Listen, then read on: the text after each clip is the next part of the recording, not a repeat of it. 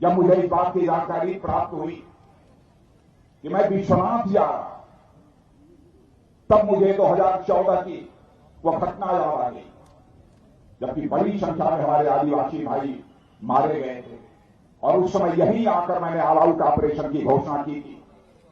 लेकिन ज्यादा नहीं कहना चाहूंगा, इतना ही कहना चाहूंगा कि अब समझौता हो गया है। अधिकांश लोगों ने, क्या सभी लोगों ने अपने हथियार अब रख दिए हैं और इस क्षेत्र में अमन अमान का माहौल होगा। इससे बढ़कर दूसरी खुशी हमारे लिए कुछ नहीं हो सकती। और जिस समय 2016 में हम लोगों की सरकार बनी थी असम में, उसके पहले 2014 में केंद्र में हमारे प्रधानमंत्री नरेंद्र भाई मोदी के नेतृत्व में भारतीय जनता पार्टी की सरकार बनी थी। बहनों भाइयों, उस समय ही हम लोगों ने यह फैसला किया था असम में उग्रवाद, आतंकवाद का यह सिलसिला समाप्त होना चाहिए और अमन चैन के हालात इस असम के अंदर पैदा होने चाहिए। उस समय का ही हम लोगों का यह फैसला था। असम के हालात पहले से बहुत ही अच्छे हो चुके हैं और असम में अब विकास का चक्का बड़ी तेजी के साथ सर्बानंद सोनोवाल के नेतृत्व में आगे बढ़ेगा, ऐसा मेरा पक्का विश्वास है। जहां तक असम का सवाल है, यह माता कामाख्या देवी की यह धरती है, ब्रह्मपुत्र की यह भूमि है, यह गौरवशाली भूमि है। और जैसा मैंने कहा कि इस राज्य की दूसरे राज्यों से तुलना नहीं की जा सकती। मैं असम आने के पहले से ही लचित बोरफुकन जैसे बहादुर, जैसे शूरवीर के बारे में मैं अच्छी तरह मैं जानता हूं। और आज मैं भारत का रक्षा मंत्री हूं। मैं जब पुणे गया था खड़गवासला में, जहां पर की नेशनल डिफेंस एकेडमी है, जहां पर की आर्मी के अधिकारियों की ट्रेनिंग होती है, वहां पर आपको जानकर खुशी होगी, असमिया मां की कोख से पैदा हुए लचित बोरफुकन के नाम पर जो खड़गवासला में आर्मी का ट्रेनिंग हासिल कर रहा सेना का अधिकारी बेस्ट कैंडिडेट पाया जाता है, उसे लचित बोरफुकन के नाम पर ही ट्रॉफी दी जाती है। बहनों भाइयों, यह हम सबके लिए बड़े ही गौरव की बात। श्रीमंत शंकर देव को कौन भूल सकता है। श्रीमंत शंकर देव के नेतृत्व में असमिया समाज ने धर्म, भाषा, संस्कृति, साहित्य, समाज सुधार की दृष्टि से कई महत्वपूर्ण कदम उठाए और आज भी उसकी झलक समाज के अंदर जो है देखी जा सकती है। और आपने देखा, संगीत क्षेत्र के माने जाने सम्राट भूपेन हजारिका जी को किसी ने सम्मानित नहीं किया।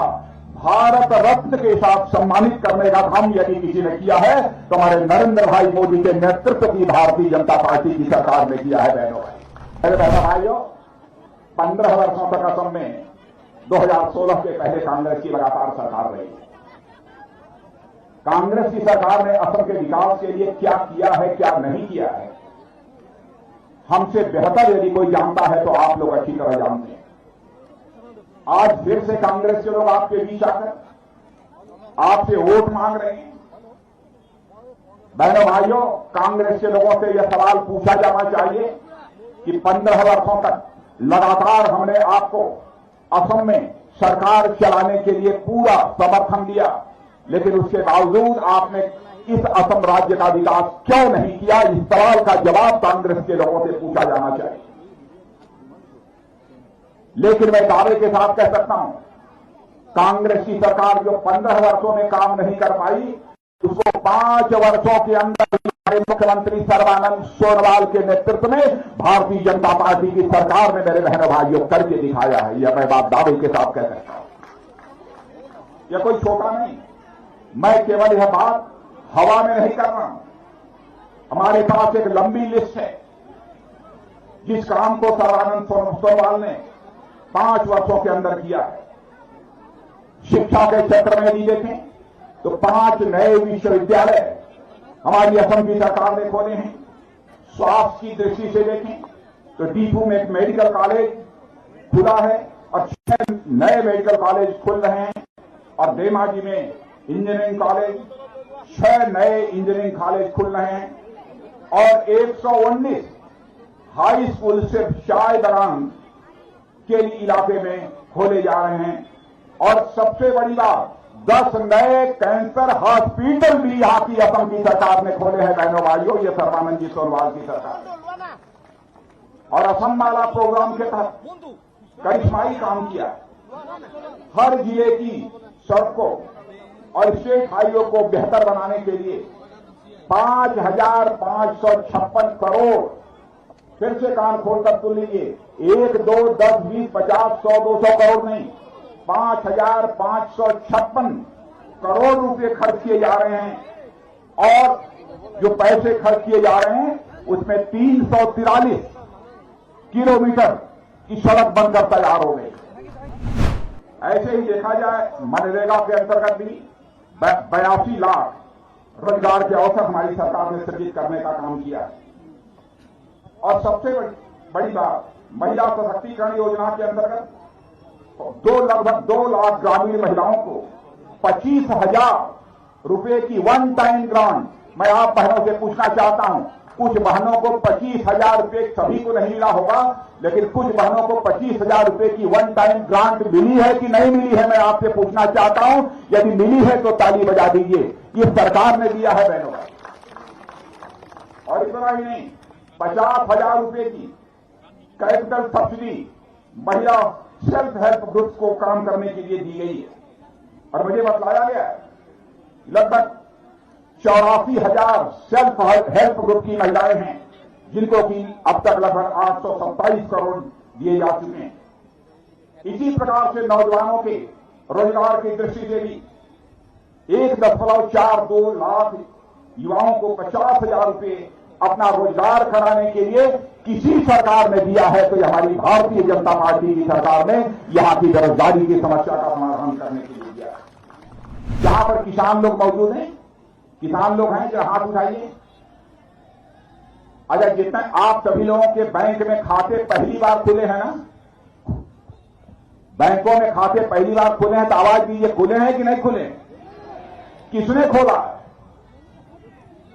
मोदी जी ने खोला। और किसानों के लिए तो प्रधानमंत्री किसान सम्मान निधि के अंतर्गत 6,000 रुपए प्रतिवर्ष प्राप्त हो रहे हैं। और मैं आपको बतलाना चाहता हूं, आगे यह धनराशि बहनों भाइयों बढ़ने वाली है। कभी भी हिंदुस्तान के किसानों को 6,000 रुपए प्रतिवर्ष प्राप्त नहीं हुए थे, पहली बार किसानों को 6,000 रुपए प्रतिवर्ष प्राप्त हुए। और असम में 1,44,00,000 जनधन खाते खुले हैं। जहां तक गैस कनेक्शन का प्रश्न है, किसी प्रधानमंत्री ने, किसी सरकार ने कभी नहीं सोचा हमारी गरीब माताओं के घर में भी जो बराबर लकड़ी जलाकर धुएं में खाना बनाती हैं, अंगीठी जलाकर धुएं में खाना बनाती हैं, उनके पास भी गैस का सिलेंडर पहुंचना चाहिए। बहनों भाइयों, यह गैस सिलेंडर पहली बार पहुंचाने का काम यदि किसी ने किया है तो हमारे प्रधानमंत्री नरेंद्र भाई मोदी ने किया है। और मैं विश्वास के साथ कह सकता हूं, यहां पर हमारी जो बहनें बैठी हैं, इन बहनों तक भी, बहुत सारी बहनों तक यह गैस सिलेंडर यहां पर पहुंचा होगा। सबसे बड़ी एक योजना जो मैं आपकी जानकारी में लाना चाहता हूं, जिनको लाभ मिला होगा उन्हें इस बात की जानकारी होगी। बहनों भाइयों, एक योजना हमारे प्रधानमंत्री ने प्रारंभ की है, आयुष्मान भारत की योजना। आयुष्मान भारत ये क्या योजना? पहले गरीब बीमार हो जाता था, जेब में पैसा न होने के कारण वह अपना इलाज नहीं करा पाता था। लेकिन इस योजना के अंतर्गत चिंता मत करना, आपके परिवार में भी किसी की तबीयत खराब हो जाएगी तो 5 लाख रुपए तक का 1 साल तक मुफ्त इलाज आपका किया जाएगा। एक पैसा भी हमारे यहां के भाइयों को नहीं देना पड़ेगा।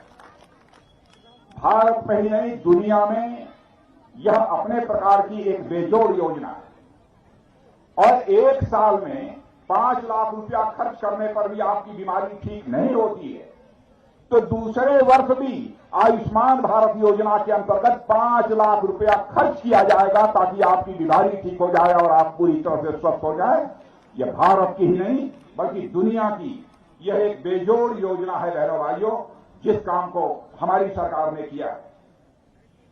क्या कभी आपने सोचा था ऐसी भी केंद्र में सरकार आएगी? जो कहेगी कि घर घर में शौचालय बनना चाहिए, कोई सोच नहीं सकता। पहली बार इस काम को किसी ने किया है तो हमारे प्रधानमंत्री ने किया है। और मैं यहां के मुख्यमंत्री और यहां की सरकार को भी बधाई देना चाहता हूं। यहां पर भी बड़ी संख्या में घरों में लोगों के शौचालय बने हैं और यहां पर भी बने होंगे। और मुझे तो यह बतलाया गया है यहां के सभी जिले ओडीएफ हो चुके हैं, ओपन डेफिकेशन फ्री हो चुके हैं। इस बात की हमको जानकारी मिली है। बहनों भाइयों, आपको जानकर आश्चर्य होगा, वर्ल्ड हेल्थ ऑर्गेनाइजेशन WHO ने कहा है कि इस प्रकार से ओडीएफ घोषित होने से, शौचालय बनने से कितना बड़ा लाभ होता है स्वास्थ्य की दृष्टि से, इसका सहज में अनुमान नहीं लगाया जा सकता। उन्होंने कहा है इससे पूरा हेल्थ सिनेरियो, स्वास्थ्य का पूरा परिदृश्य ही बदल जाता है। यह वर्ल्ड हेल्थ ऑर्गेनाइजेशन ने कहा है, यह मैं नहीं कह रहा हूं। स्वास्थ्य को लेकर इतना बड़ा परिवर्तन देखने को मिलता है। चाय बागान, मैं चाय बागान में रहने वाले लोगों के हालात से अच्छी तरह परिचित।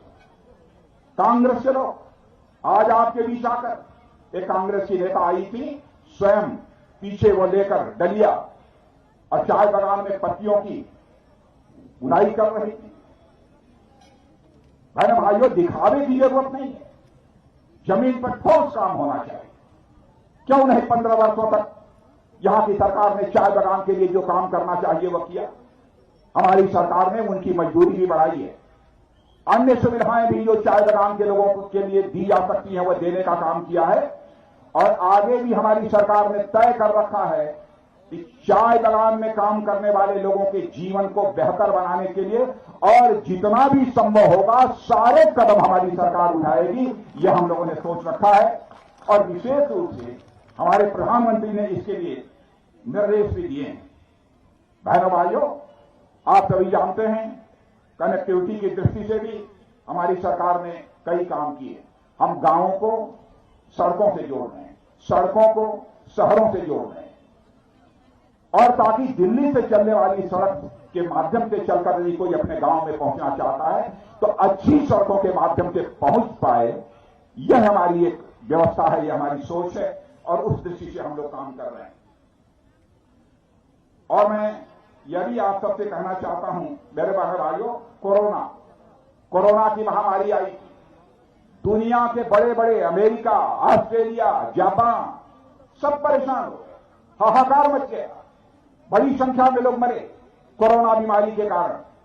लेकिन सचमुच हमारे प्रधानमंत्री नरेंद्र मोदी ने जो मुस्तैदी बरती है और यहां के मुख्यमंत्री सर्बानंद सोनोवाल ने जो मुस्तैदी बरती है, बहनों भाइयों, असम में इस कोरोना की महामारी का उतना प्रभाव नहीं होना चाहिए जितना कि दुनिया के अन्य देशों में हुआ है, दुनिया के अन्य राज्यों में हुआ है। पहले डॉक्टर जो वो ड्रेस पहनते हैं, जो पीपीई किट पहनते हैं कोरोना के मरीजों का इलाज करने के लिए, यहां बनता ही नहीं।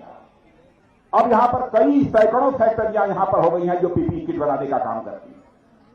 सैनिटाइजर बड़ी संख्या में बनने लगा, वेंटिलेटर नहीं बनता।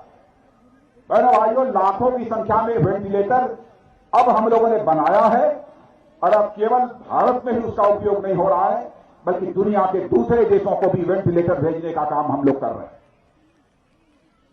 वैक्सीन, हम लोगों ने वैक्सीन बनाई है, भारत के वैज्ञानिकों ने वैक्सीन बनाई है। बहनों भाई, मैं आपसे कहना चाहता हूं, भारत के वैज्ञानिकों ने जो वैक्सीन बनाई है उसकी सराहना सारी दुनिया में हो रही है। इसलिए एक बार तालियां बजाकर उन वैज्ञानिकों का भी अभिनंदन किया जाना चाहिए, उनका स्वागत किया जाना चाहिए। सारी दुनिया में जितनी वैक्सीन बनती है 60% वैक्सीन यदि कहीं पर बन रही है तो भारत में बन रही है। और हमारे प्रधानमंत्री ने इतनी दलिया भी दिखाई, 70 देशों को भारत में वैक्सीन बनाकर भेजने का काम किया है। किसी को मदद के रूप में दिया है, सहायता के रूप में दिया है और किसी को पैसा लेकर दिया है, क्योंकि हम लोग तो वसुधैव कुटुंबकम की अवधारणा में विश्वास करने वाले हम सब सारे लोग हैं। बांग्लादेशी घुसपैठ के बारे में एक बात कहना मैं चाहूंगा। बहनों भाइयों, जब मैं भारत का गृह मंत्री था 2014 से लेकर 2019 तक, असम जब भी मैं आता था बांग्लादेश घुसपैठिए की चर्चा होती, लेकिन धुबरी के बारे में यहां के मुख्यमंत्री ने हमको कहा था कि 60-62 किलोमीटर का धुबरी वाला जो बॉर्डर है उसके कारण बड़ी प्रॉब्लम हो रही। बहनों भाइयों, धुबरी के बॉर्डर की फेंसिंग कराई ताकि बांग्लादेशी घुसपैठिए भारत में आना रुकें। और इतना ही नहीं, वहां जो नदियां थी, रिवराइन जो बॉर्डर था, मैंने कहा कि एक नया रास्ता निकाला जाना चाहिए, यानी इलेक्ट्रॉनिक सर्विलेंस होना चाहिए और टेक्नोलॉजिकल उसका सोल्यूशन निकाला जाना चाहिए। और उस बॉर्डर को भी, धुबरी के बॉर्डर को भी हम लोगों ने सीख, त्रिपुरा, असम और पश्चिमी बंगाल, बहनों भाइयों, ये सभी के बॉर्डर बांग्लादेश से लगते हैं। अब यदि भारतीय जनता पार्टी की यहां सरकारें बन जाएंगी तो बांग्लादेश से भारत आने का जो अधिकांश रास्ता है वह भारतीय जनता पार्टी की सरकार पूरी तरह से ब्लॉक कर देगी और बांग्लादेशी घुसपैठिए भारत के अंदर नहीं आ पाएंगे। और भारतीय जनता पार्टी के जहां पर भी जो प्रत्याशी हैं उनको आप अपना समर्थन दें। आप सबसे यही निवेदन करते हुए अपनी बात समाप्त करता हूं। आप सबको बहुत बहुत धन्यवाद। बोलिए भारत माता की।